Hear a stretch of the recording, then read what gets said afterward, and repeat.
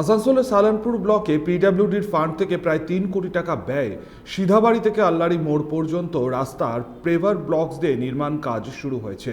কিন্তু এবার এই রাস্তার কাজ আল্লাড়িতে বন্ধ করল স্থানীয়রা। তাদের অভিযোগ, পুরনো রাস্তা থেকে প্রায় 2 ফুট উঁচু করে রাস্তা নির্মাণ করার ফলে বর্ষায় বৃষ্টির জল তাদের বাড়ি এবং দোকানে ঢোকায় তা সমস্যা তৈরি করেছে। না, আগে কোনো কথা হয়নি, আমরা বুঝতে পারিনি যে এতটা উঁচু করবে। আগে বুঝলে তো আগেই করতাম। অনেকদিন পর আমরা এখন বুঝতে পারছি যে এটা আরো উঁচু হচ্ছে, আরো হবে। তো রাস্তার কাজ কি ভালো হচ্ছে না নিম্নমানের হচ্ছে? রাস্তার কাজ ভালো হচ্ছে, হোক, আমার আপত্তি নেই, কিন্তু তার দরুন তো আমাদের দোকানে জল ঢুকতে দিতে দেবে না। এবার আমরা কি করে খাবার খাবো? তাদের দাবি, অবিলম্বে 2 ফুট গর্ত খুঁড়ে রাস্তা নির্মাণ করা হোক, না হলে তাদের আন্দোলন চলবে। এখানে দেখা যাচ্ছে আপনার সিধাবাড়ি থেকে আল্লাড়ি মোড় অবধি একটা রাস্তার কাজ চলছে। সেই জায়গায় দাঁড়িয়ে আপনাদের কি অসুবিধা হচ্ছে একটু যদি বলেন। অসুবিধাটা রোড থেকে, মানে রোডটা 2 ফুট উঁচু হয়ে গেছে ঘর থেকে, যেহেতু ঘরগুলো আজকের তো নয়।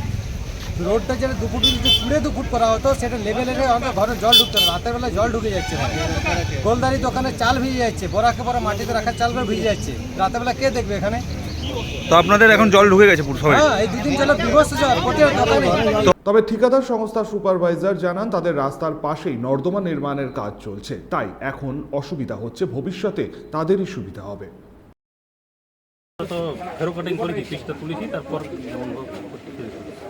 তাহলে ওরা বলছে, ওরা একটা অভিযোগ আনছে কি সেই যে জল পড়া, সেই জল তাদের বাড়িতে এবং দোকানে ঢুকে যাচ্ছে। রাস্তা উঁচু হওয়ার জন্য ঢুকছে। দেখুন রাস্তাটা এই যে ডাউন আছে, অটোমেটিক। সেটার জন্য আপনারা কি মানে করছেন, ব্যবস্থা নিচ্ছেন? ড্রেন আছে, ড্রেন করবো। ড্রেনের ব্যবস্থা রয়েছে। এখন স্থানীয়রা কাজ বন্ধ করেছে। স্থানীয়রা কি কাজ বন্ধ করেছে এখন আপনাদের? এই কন্ট্রাক্টরের নাম কি?